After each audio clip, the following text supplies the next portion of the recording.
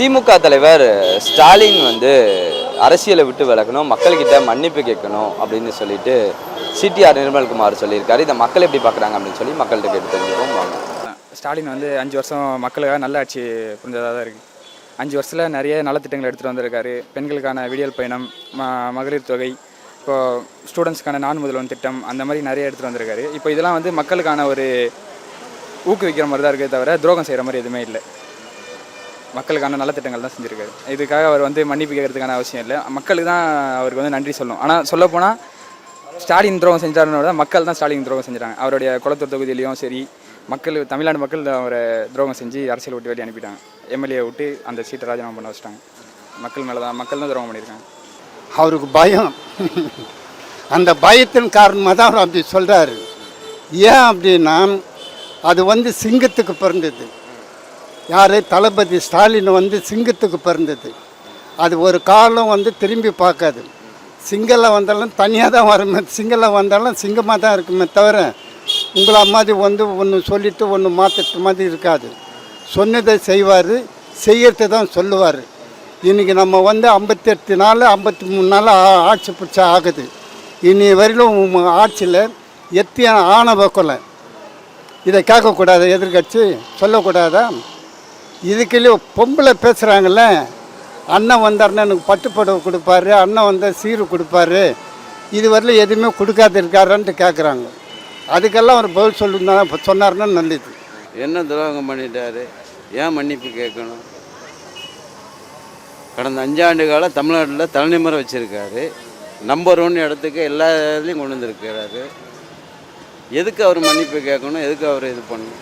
மன்னிப்பு கேட்க வேண்டிய அவசியமே இல்லை. தொடர்ந்து மக்கள் மத்தியில் வந்து மக்கள் பிரச்சனைக்காக குரல் கொடுத்துட்டு தான் இருக்காரு.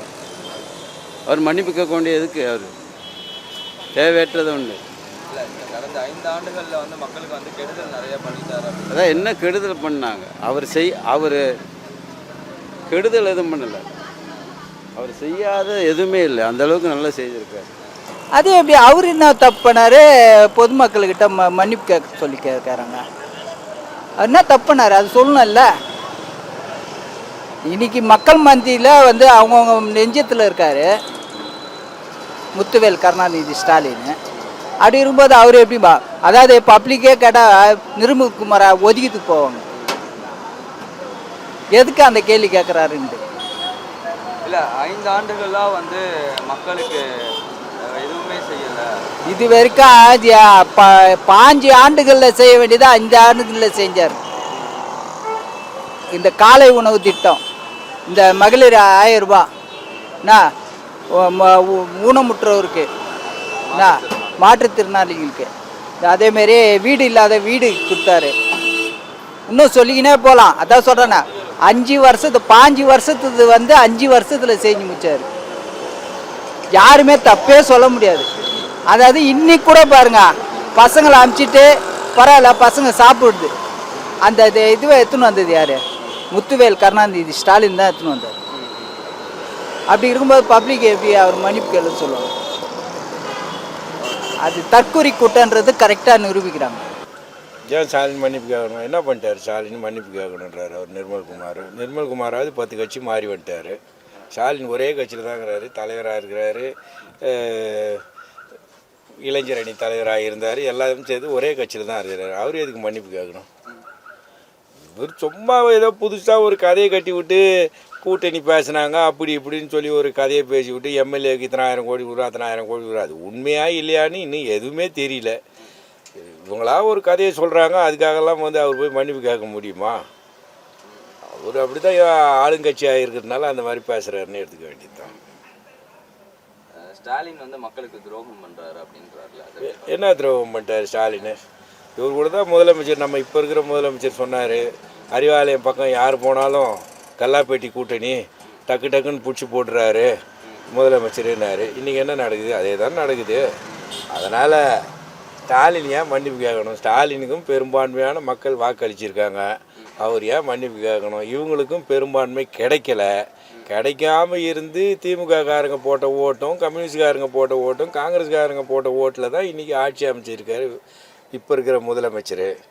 நல்லா இருக்கட்டும், தலைவர்கிட்ட வந்து வாழ்த்து பெற்றார், சந்தோஷம். நல்லா இருக்கட்டும்னு தான் தலைவரே தான் அனுப்பி வச்சார். எம்எல்ஏக்களெல்லாம் போய் ஆதரவு கொடுங்க, இல்லைனா கவர்னர் ஆட்சி வந்துட போகுது அப்படின்ட்டு. ஏற்கனவே 106 சீட்டு டிஎம்கே இருக்கும்போதே இந்த மாதிரி விஷயத்த டிஎம்கே செய்யலை. இப்போ மட்டுமா செய்ய போகிறாங்க? இப்போனா 106 இருக்கிறாங்க, 60 சீட்டு இருக்குது, 56 சீட்டு இருக்கும்போது ஏன் செய்ய போகிறாங்க? இது அரசியல்னால் ஏதாவது ஒன்று சொல்ல வேண்டியதான். தோல்விக்கு தகப்பனுங்க வரவே மாட்டானுங்க, வெற்றிக்கு நிறைய பேர் அப்பனாக வருவானுங்க. இப்போ வெற்றி அவருக்கு பக்கம் இருக்கிறதுனால வைகோ ஒரு அப்பாவாக போயிட்டார். இப்போ இருக்கிற விஜயபாஸ்கர், எம்ஆர் விஜயபாஸ்கர் இவங்கெல்லாம் அப்பாவாயிட்டாங்க. வெற்றி அனாதையாக, தோல்வி அனாதையாக விடப்பட்டு இருக்குது. மீண்டும் அது வெற்றி பெறும். அப்போது அப்பாக்கள் நிறைய வருவாங்க. எதுக்காக? இந்த 5 ஆண்டுகள் செய்த துரோகங்களுக்காக மக்களை விட்டு என்ன துரோகம் செஞ்சாங்க? மகளிர் விடியல் பயணம் கொடுத்தது துரோகமா?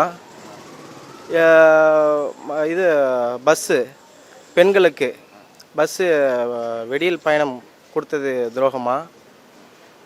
எதுக்காக மன்னிப்பு கேட்கணும்? 1000 ரூபா கொடுத்துட்டு இருந்தாங்க மாதம் உரிமை தொகை, அது துரோகமா? எதுதான் துரோகம் கேட்கணும்? இல்லை, இந்த 5 ஆண்டுகள் வந்து மக்களுக்கு இது பண்ணிட்டாரு. வாய் இருக்குன்னு நம்ம என்ன வேணாலும் சொல்லலாம், நானும் தான் சொல்லுவேன். அப்படியே தான் செஞ்ச மாதிரி அவங்களோட ஆட்சி சிறப்பாக தான் இருந்தது. அரசியல் அறிவு இருக்கா அவங்களுக்கு கொஞ்சமாவது? இல்லை அரசியலில் அவருக்கு பயணிச்சுக்கிறாங்களா? சினிமாவில் பார்த்த மாதிரி வந்துட்டு இன்னைக்கு அவரை பற்றி பேசுறதுக்கு உங்களுக்கு தகுதியே கிடையாது. 50 ஆண்டு கால பொது வாழ்க்கையில் இருக்கிறவர் அவர். மிசா சட்டத்தில் இந்திரா காந்தியால் அவங்க குடும்பத்திலே எல்லா நன்மையும் இருக்காங்க. ஆனால் மிசா காலத்தில் யாரை அடையாளம் காட்டினாங்க? இந்திரா காந்தி தளபதி அவரை தான் மிசா காலத்தில் அடையாளம் காட்டினாங்க. இன்னைக்கு உதயநிதி அடையாளம் காட்டுகிறாங்க. அதே காங்கிரஸ் தான் இன்னைக்கு வேற பிரச்சனையில் வந்து உதயநிதி அடையாளம் கட்டியிருக்காங்க.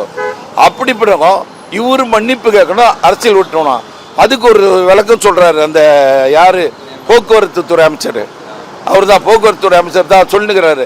அவரு 4 கட்சியில இருந்து வந்தவர், ஒரே கட்சியில் இன்னைக்கு 4 கட்சி வந்து 4வது கட்சியில தான் இங்க மினிஸ்டர் ஆயிருக்காரு. அவரு ஒரு ஆர்எஸ்எஸ் பெல்ட் ஆளு. அவர் பின்புலம் பார்த்தீங்கன்னா ஆர்எஸ்எஸ் பெல்ட். அவர் பிஜேபி. அவருக்கு இங்க தாவேக்காக்கு அவங்க தாவேக்கால என்ன நடக்குதுன்னு தூது அந்த ரகசியத்தை சொல்றதுக்காக தான் மோடியும் அவங்கள அமைச்சிருக்காங்க. அப்படியாப்பட்டது அப்படிதான் உன்னால இன்னைக்கு இருக்கு. ஆனா நீ இல்லை இந்த மாதிரி ஒரு நிலையில வந்து எப்படி சொல்றீங்க அவரை போய் மன்னிப்பு கேட்கணும்னு? நீ அரசியல் அறியாதவன், தெரியாதவன், புரியாதவன். தெரிஞ்சிருந்தான் நீ சொல்லியா? ஒரு மகத்தான தலைவர் என்ன செய்யல கடந்த 5 ஆண்டு திட்டத்துல மக்களுக்கு, எந்தெந்த மக்களுக்கு? நீ சொல்றிய எல்லார் வீட்டிலும் ஒரு விஜய் இருக்கானு, தப்புடா. நீயாவது போட்டோ ஒண்டி தான் வச்சிருப்பான் நடிகர் மூலமா. ஆனா இவர் செயலாக்கம் மூலமா எல்லார் வீட்டிலும் இவர் இருக்காரு. எல்லாரும் இதயத்திலும் சிம்மாசனம் போட்டு உட்காந்துக்கிறவர் தான் முத்துவேல் கருணாநிதி ஸ்டாலின் அவர்கள். அப்படி எல்லா திட்டங்களும் சொல்லி தொட்டான். என்னைக்கும் காலாகாலத்துக்கு இருப்பானு. பினிக்ஸ் பறவை மாதிரி இன்னைக்கு எழுந்து வருவாரு. நீ நினைச்சுக்கிற இதோடு முடிச்சுடுவேன் நினைக்கிற, நீ கனவு காண்ற. எங்களை யார் யார் சமாதி கட்டணும் ஒழிக்கன்னு சொன்னவங்களோ அவங்களுக்கெல்லாம் மலர் வச்சவங்க தான் திமுக.